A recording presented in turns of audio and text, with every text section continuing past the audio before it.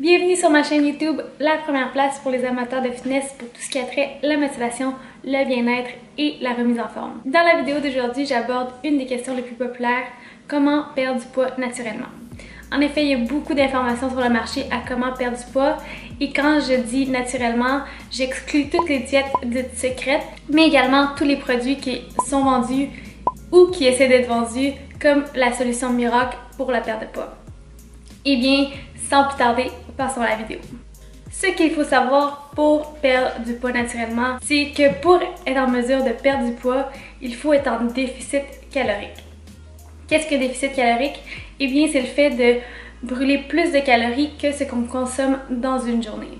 En effet, on brûle des calories de toutes sortes de façons et une majeure partie est le fonctionnement de notre organisme. En effet, si une personne est au repos pendant 24 heures, par exemple quelqu'un dans le coma, cette personne va quand même avoir besoin de minimum de calories parce que le corps a besoin d'énergie pour faire fonctionner les organes, la respiration, le fonctionnement du cerveau, etc. C'est pourquoi c'est important de savoir ça parce que quand on veut créer un déficit calorique, il faut quand même respecter ce minimum de calories-là pour notre santé et le bien-être de notre corps. On brûle également des calories dans nos activités quotidiennes comme les déplacements, marcher, se déplacer, monter des escaliers, même la digestion de nos repas, et également en faisant de l'exercice, bien entendu. Dépendamment de l'intensité des exercices qu'on fait, plus ou moins de calories vont être brûlées.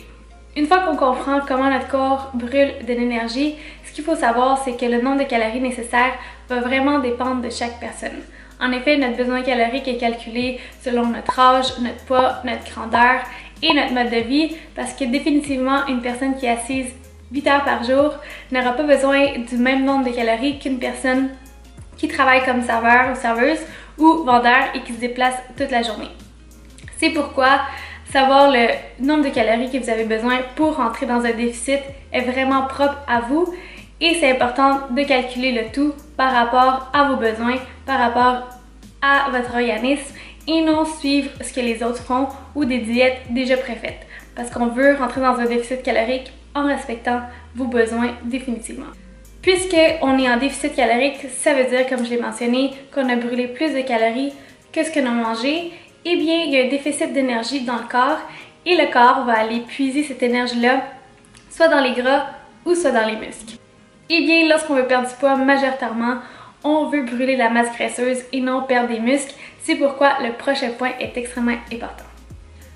Donc, une fois qu'on connaît le nombre de calories nécessaires qu'on a besoin personnellement pour entrer dans un déficit calorique, la deuxième chose très importante à considérer, c'est quel ratio de macronutriments qu'on veut intégrer dans notre nutrition. C'est important à savoir parce que chaque aliment qu'on consomme contient des macronutriments, soit des protéines, des glucides et des lipides, et dépendamment du ratio que vous suivez, les résultats vont être différents pour chacun. En effet, certaines personnes vont mieux réagir à une perte de poids lorsqu'elles mangent plus de gras et moins de glucides, tandis que d'autres personnes vont avoir des résultats plus importants lorsqu'elles mangent plus de glucides et moins de gras. Encore une fois, c'est très spécifique à vous et c'est pourquoi c'est important de connaître qu'est-ce qui marche le mieux pour vous. La meilleure façon, et pas mal la seule, de connaître quel type de ratio de macronutriments nous devrions suivre, eh bien c'est par essai-erreur. On veut observer non seulement les résultats physiques, mais également les résultats sur notre digestion, notre niveau d'énergie et notre clarté mentale, parce que différents types d'aliments vont avoir différents effets sur nous personnellement. Ce qu'il faut savoir par rapport aux glucides, c'est que ce n'est pas nos ennemis. En effet, lorsqu'on parle de perte de poids, on va souvent faire référence aux glucides comme quelque chose de mauvais. Par contre, ce n'est pas du tout le cas puisque les glucides sont notre première source d'énergie dans notre corps. En effet, comme dans tout, il y a des meilleurs et des moins bonnes glucides et c'est important de comprendre la différence entre elles pour faire des meilleurs choix qui vont avoir plus de répercussions sur nos résultats. En effet, il existe 3 types de glucides. La première, ce sont les glucides simples et ce sont considérés pour rendre le tout plus facile à comprendre comme les sucres. Donc les barres de chocolat, les viennoiseries, les gâteaux, etc. sont constitués en plus grande partie de glucides simples. Ce qu'il faut savoir des glucides simples, et bien quand on les consomme, elles augmentent le taux de sucre dans le sang d'une façon considérable et si ce sucre n'est pas utilisé en énergie, eh bien ça va être stocké en gras. De notre côté, nous avons les glucides complexes qui sont également considérés comme des sucres, mais sous une molécule différente, ce qui fait que le corps ne le digère pas de la même façon.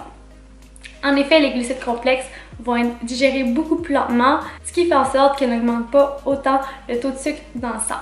Puis pour ce qui est des glucides complexes, ce sont les pâtes, les pains, le riz, le quinoa, etc. Finalement, nous avons les fibres qui sont également considérées comme des glucides complexes et encore une fois sous une molécule différente, ce qui fait en sorte qu'elles ne sont pas digérées pas du tout de la même façon. Les fibres sont importantes pour notre digestion, mais également pour avoir le sentiment de satiété. Donc plus l'aliment que vous mangez contient des fibres, plus il va être nutritif et il va vous garder rempli pour plus longtemps. C'est ce qui explique le pourquoi que quand on mange des choses plus sucrées ou du fast-food, malgré le fait qu'on mange des grandes quantités, on n'a pas l'impression d'être rassasié, dû au fait qu'il n'y a pas beaucoup de fibres et le sucre va être digéré plus rapidement.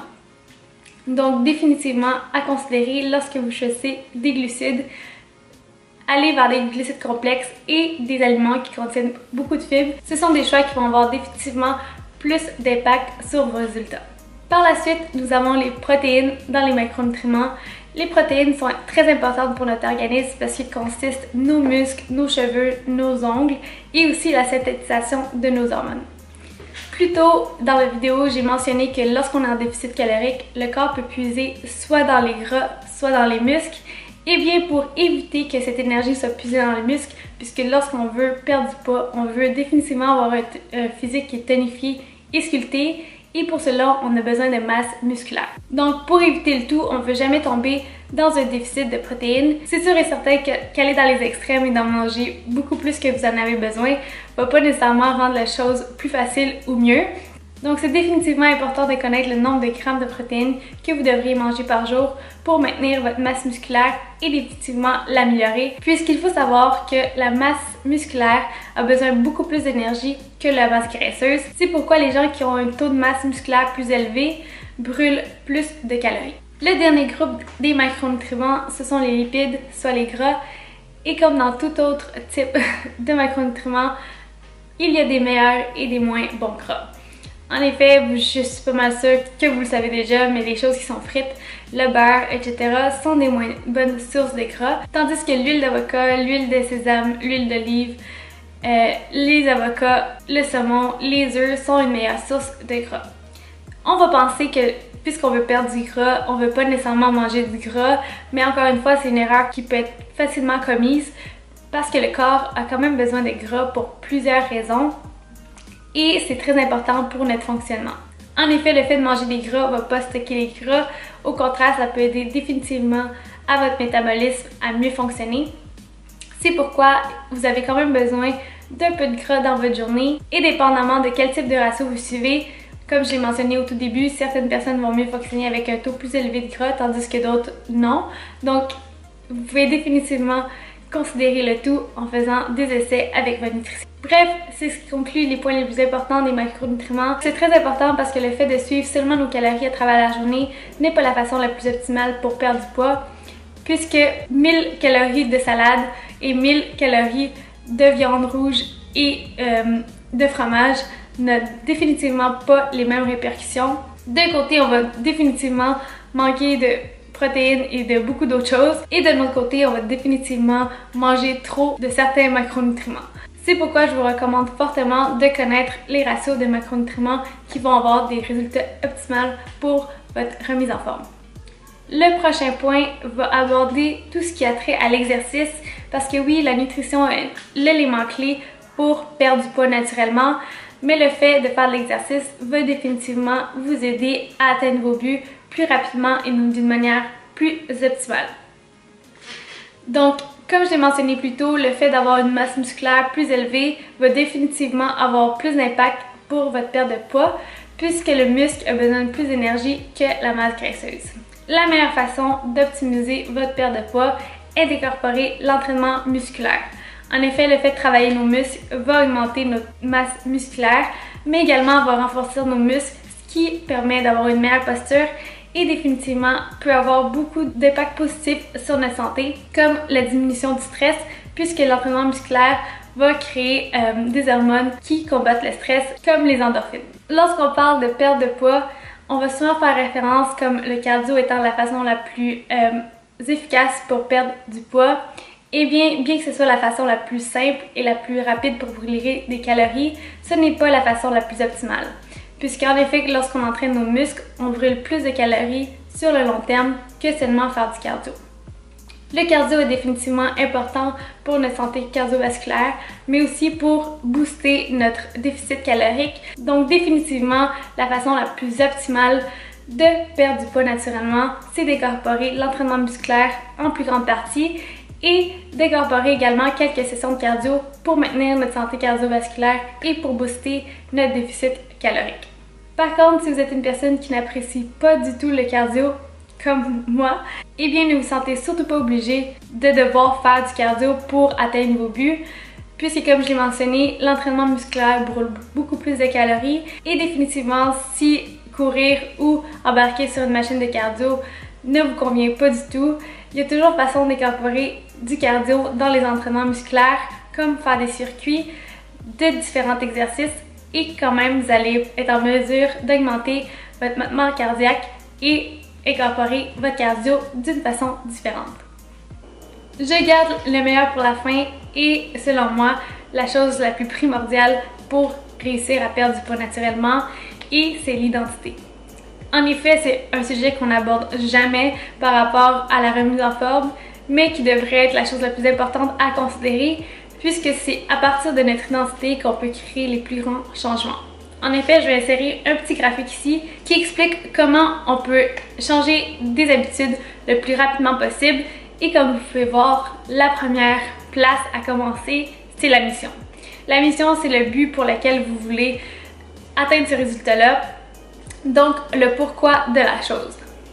Ensuite, tout de suite après ça, ça va être l'identité. Et l'identité, on parle de l'image que nous avons de nous-mêmes, mais également de nos croyances et nos valeurs. Pourquoi c'est important? C'est de comprendre que nos habitudes, nos décisions, nos choix et nos croyances qui nous ont rendus ici aujourd'hui ne sont pas celles qui vont nous rendre à la place où on veut être. Parce que si c'était le cas, on aurait déjà tout ce qu'on voudrait. Donc, c'est pourquoi il faut commencer à se questionner tout de suite au niveau de notre identité et voir pourquoi on s'est rendu dans la situation dans laquelle on est et quel changement au niveau de ça on peut apporter pour se rendre où on veut aller. Un exercice simple que vous pouvez faire pour avoir plus d'observation et un peu plus de clarté à travers tout ça, c'est de prendre un morceau de papier, faire 2 colonnes. Dans la première colonne, de décrire à quoi ressemble votre réalité en ce moment aujourd'hui. Pour ça, vous pouvez énumérer tout ce que vous faites dans une journée en commençant au moment où vous levez jusqu'au moment où vous allez vous recoucher et décrire vraiment à quoi ressemble votre journée. Ce que vous faites, ce que vous pensez, ce que vous mangez, quels sont vos choix, etc. De l'autre côté, c'est de faire le même exercice, mais en vous posant la question, si c'était facile pour moi d'avoir tout ce que je veux, à quoi ça ressemblerait? Si j'avais déjà tout ce que je veux, à quoi ressemblerait ma journée, ma routine, mes choix, mes pensées, mes croyances? Si c'est plus difficile pour vous d'imaginer le futur et d'avoir une vision claire à quoi ressemblerait votre routine si vous aviez déjà tout, vous pouvez faire le même exercice en imaginant ou en prenant comme exemple une personne que vous connaissez qui a déjà tout ce que vous voudriez atteindre et qui, elle, a réussi. Ça peut être autant une personne qui est proche de vous qu'une célébrité que vous connaissez qui est votre modèle d'inspiration à le faire. Et faire le même principe, d'écrire à quoi ressemble une journée dans sa vie, quel type de croyances elle a besoin pour maintenir ses habitudes de vie-là, mais également quelles croyances l'ont aidé à se rendre là. Une fois que c'est fait, vous pouvez comparer les différences entre les deux et comprendre que ces différences-là, c'est ce qui va déterminer si vous allez réussir votre but ou pas. La meilleure façon d'atteindre votre but, c'est de tout de suite commencer à changer votre identité et la meilleure façon de le faire, c'est de commencer à agir comme la personne qui a déjà tout. Donc tout ce que vous avez énuméré dans la colonne 2, c'est de trouver des façons d'intégrer tout ça dans votre routine et au plus profond de vous, d'associer cette image-là de vous-même comme étant la personne qui a déjà tout.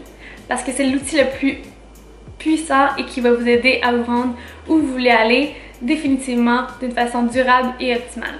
Je sais que ça peut être un grand concept à intégrer tout d'un coup, c'est pourquoi la meilleure façon de le faire, c'est de répéter jour après jour quelques petites astuces qui peuvent vous aider à intégrer le tout à travers le temps. Parce que la meilleure façon d'intégrer un nouveau changement dans votre vie, c'est par la répétition. C'est pourquoi on dit que ça prend 21 jours pour intégrer une nouvelle habitude. En effet, notre inconscient veut dépenser le moins d'énergie possible, donc tout ce que vous faites, il va le rendre en automatisme et la seule manière de le faire, c'est par la répétition. C'est pourquoi je vous suggère fortement de faire l'inventaire de votre réalité, si je pourrais dire, et de trouver des façons d'intégrer des astuces qui vont vous permettre vraiment de commencer à agir comme la personne qui a déjà tout. C'est ce qui conclut cette vidéo. J'espère que vous avez apprécié. Si c'est le cas, laissez-moi le savoir en laissant un thumbs up sur cette vidéo. Restez à l'affût parce que dans ma prochaine vidéo, je vais vous aider à intégrer tous les concepts que j'ai mentionnés aujourd'hui par rapport aux macronutriments et aux choix de nutrition en vous donnant des alternatives qui vont davantage soutenir vos buts et quels swaps vous pouvez faire dans les nourritures qu'on mange tous les jours pour faire des choix plus sains et qui vont définitivement avoir un impact plus positif sur votre nutrition. Si vous avez des vidéos spécifiques que vous voudriez voir ou des sujets que vous voudriez que j'aborde plus en détail, laissez-moi le savoir dans les commentaires. Et en attendant, je vous conseille fortement d'aller faire un tour vers ces deux vidéos-là puisque cela peut vous donner encore plus d'informations quant à perdre du poids naturellement. Donc sur ce, à la prochaine!